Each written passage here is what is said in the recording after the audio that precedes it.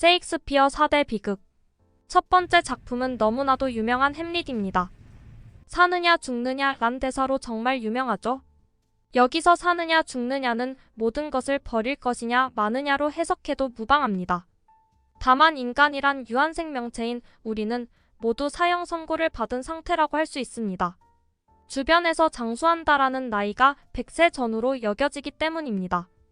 이러한 실체 적성질을 가진 현실에서 사느냐, 죽느냐를 놓고 고민하는 햄릿의 마음 상태에 동질감을 느끼는 우리의 마음이 얼마나 한계를 가지고 있는지 생각해보게 됩니다.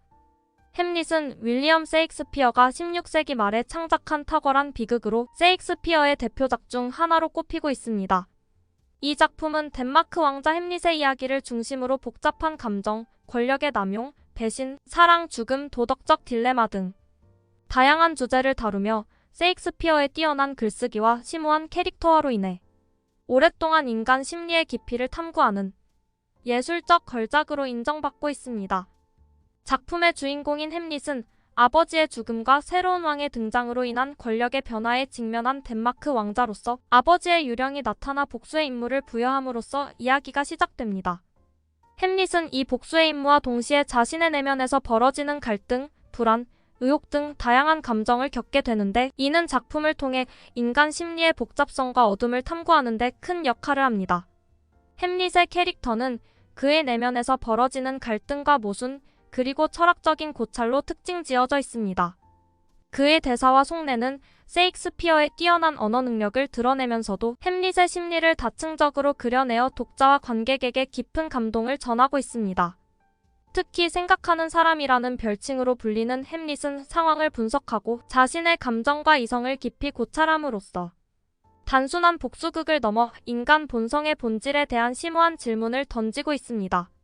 작품은 불안정한 정치 상황과 햄릿의 가족 내 갈등, 사랑과 배신, 그리고 죽음과의 진지한 맞닿음을 통해 깊이 있는 사유를 제시합니다. 또한 햄릿과 오피리아 그리고 라테즈 등 다양한 캐릭터들의 운명과 상호작용은 작품의 복잡한 플롯을 형성하고 있습니다. 비극의 결말에서는 햄릿의 죽음이 도래하며 이로써 작품은 죽음의 무상함과 인간의 존재의 의미에 대한 심오한 사유를 마무리합니다. 햄릿은 셰익스피어의 예술적 업적의 정점을 나타내는 작품으로서 그릇된 권력과 비극적 운명, 인간 심리의 어둠과 빛을 통해 풍부한 의미를 담아내어 오늘날까지도 많은 연구와 해석의 대상으로 삼고 있습니다. 두 번째 작품은 오셀로입니다. 부인에 대한 의심이 어떻게 파국으로 치닫게 되는지 알 수 있는 작품입니다.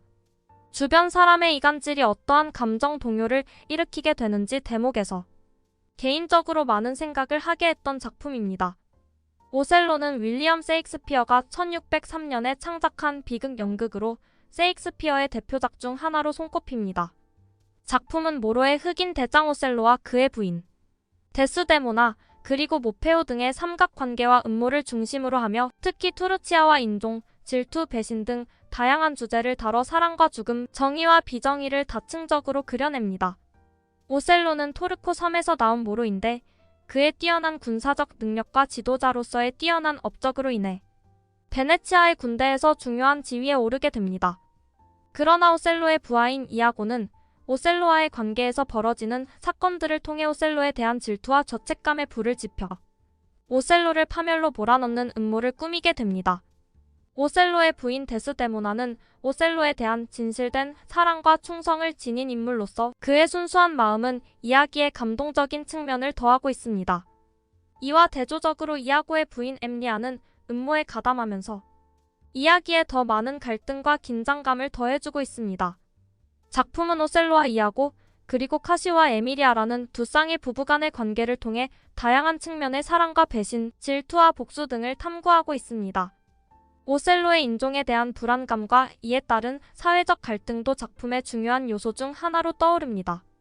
작품의 클라이막스에서는 이아고의 음모와 오셀로의 오해, 그리고 오셀로의 경로와 배신이 겹쳐지며 최종적으로는 비극적인 결말을 맞이하게 됩니다. 오셀로는 자신의 순수한 부인 데스데모나를 죽임으로써 질투와 불신에 휩싸인 자신을 벗어나지 못하고 자신도 파멸로 인도되는 비극적 운명을 맞게 됩니다.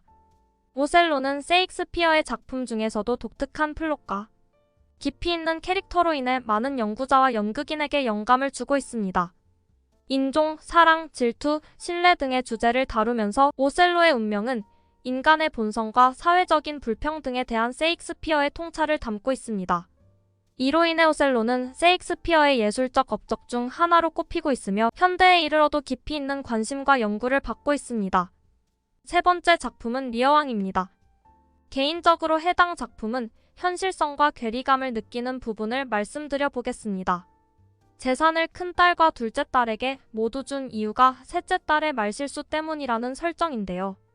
현실에서 부자들은 상속 시 이렇게 단순한 이유로 재산 상속을 하지는 않습니다. 부자들은 긴 시간 동안 자신들의 권위와 자산을 물려줄 합당한 안전장치를 고안해 놓고는 합니다. 리어왕은 윌리엄 셰익스피어가 1605년경에 창작한 비극 연극으로 셰익스피어의 작품 중에서 가장 강렬하고 파괴적인 작품 중 하나로 평가받고 있습니다. 작품은 영국 왕 리어가 고려하고자 하는 왕위 분배와 그에 따른 가족 간의 갈등, 정치적 음모 등을 통해 권력의 남용과 인간의 비극적 운명을 그립니다. 이 작품의 시작에서 리어는 왕위를 두 딸에게 분배하고자 결심하며 그에 대한 가식적인 행동과 감정에 따른 잘못된 판단으로 비극의 씨앗이 심어집니다. 가장 사랑하는 딸 코르델리아에 대한 부당한 대우와 그에 따른 정치적인 혼란이 시작되며 이는 작품의 중요한 출발점이 됩니다.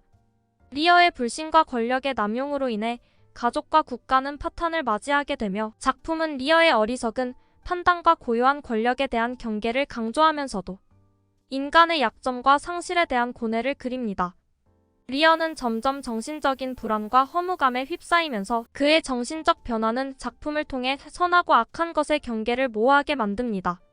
작품은 적나라하게 나타난 정치적인 배신, 코르델리아와의 감정적인 결핍, 풍요로운 자연 속에서의 인간의 쓸쓸함 등을 그림으로써 인간의 본성과 존재의 이치에 대한 셰익스피어의 철학을 담아냅니다.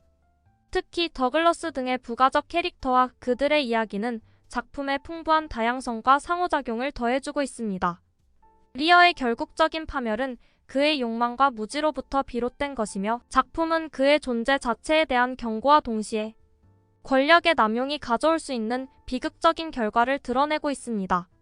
클라이맥스에서의 압도적인 감정과 통렬한 결말은 리어 왕을 셰익스피어의 가장 압도적인 작품 중 하나로 만들어주고 있습니다. 리어 왕은 인간의 무지와 권력에 대한 경계, 가족과 국가 간의 갈등 등 다양한 주제를 다루면서 셰익스피어의 예술적 업적 중에서도 특히 깊이 있는 철학적 사유를 담고 있습니다. 마지막 네 번째 작품은 맥베스입니다. 인간의 권력욕과 그를 달성한 인간의 광기에 대해 잘 쓰여진 작품이라고 할 수 있습니다. 더구나 광기라는 부분이 현 시대 정신병자와 같은 상태라고 할 때 현대인의 모두는 일정 부분 정신병을 앓고 있는 상태라고 할 수 있는데요. 이렇게 미묘한 혼란함을 훌륭한 문장 구사력으로 완성시켰기에 셰익스피어의 모두가 열광하는 것이겠죠. 저 또한 셰익스피어의 4대 비극을 읽고 일주일간은 비몽사몽 환상의 세계에 살고 있는 것은 아닌지 책 속의 세상에 빠져들었던 기억이 있습니다. 그러면 마지막 작품 속으로 들어갑니다. 맥베스는 윌리엄 셰익스피어가 1606년에 창작한 비극 연극으로 그의 작품 중에서도 뛰어난 예술적 업적과 복잡한 심리 묘사로 인해 널리 고전으로 손꼽히고 있습니다. 작품은 스코틀랜드 장군 맥베스가 권력에 대한 탐욕과 그로 인한 죄책감, 무력한 운명에 대한 두려움을 다루고 있습니다. 작품의 시작에서 맥베스는 전쟁 중에 성과를 거두어 왕관을 얻을 수 있는 기회를 얻습니다. 그러나 세계적인 점쟁이인 여왕이라 불리는 어떤 마녀들에게 예언을 듣고 나면서 그의 인생은 뒤바뀌게 됩니다. 예언은 맥베스가 왕이 될 것이라고 했지만 그 과정에서의 비극적인 사건들도 함께 말해주고 있습니다. 맥베스와 그의 부인 레이디 맥베스는 점쟁이들의 말에 영향을 받아 특히 맥베스는 향후 왕이 될 것임을 알게 됩니다. 그러나 그들은 이 예언을 이루기 위해 살인과 배신의 길을 선택하게 되는데 이것이 맥베스의 인생을 파멸로 이끄는 출발점이 됩니다. 맥베스는 왕이 되고 나서도 죄의식과 두려움에 시달리며 특히 자신을 위해 죽임을 가한 동료들에 대한 배신과 저주에 시달리게 됩니다. 그의 정신적인 변화와 광기는 작품을 통해 선하고 악한 것의 경계를 불분명하게 그려냅니다. 레이디 맥베스 역시 본능적인 탐욕으로부터 인한 내면의 충돌과 파멸을 맞이하게 되는데 그녀의 정신적인 고뇌는 특히 아웃, 저주받은 자들아라는 유명한 대사를 통해 드러납니다. 작품은 맥베스와 레이디 맥베스를 중심으로 한 주요 캐릭터들 외에도 말컷과 번콜라 등 다양한 인물들을 통해 정치적인 배신, 점쟁이들의 예언에 따른 인간의 운명, 피의 길, 권력의 무모함 등 다양한 주제를 다뤄냅니다. 작품의 결말에서는 맥베스는 죽음을 맞이하게 되지만 그의 죽음은 권력에 대한 탐욕과 죄악에 따른 형벌로 해석됩니다. 작품은 또한 휘몰아치는 운명 앞에서 인간의 무력함과 어둠 속에서의 존립 의미를 탐구합니다. 맥베스는 셰익스피어의 예술적 업적과 인간 심리의 복잡성을 보여주는 작품으로 오늘날까지도 많은 연구와 연극 작품에서 영감을 받고 있습니다. 작품은 권력의 맹독과 인간의 어둠에 대한 깊은 철학적 고찰을 제시하면서 그의 대표작 중 하나로 기억되고 있습니다.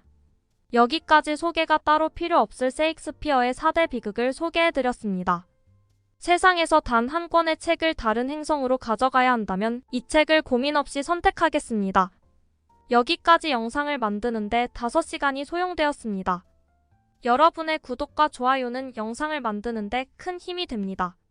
시청해주셔서 감사합니다.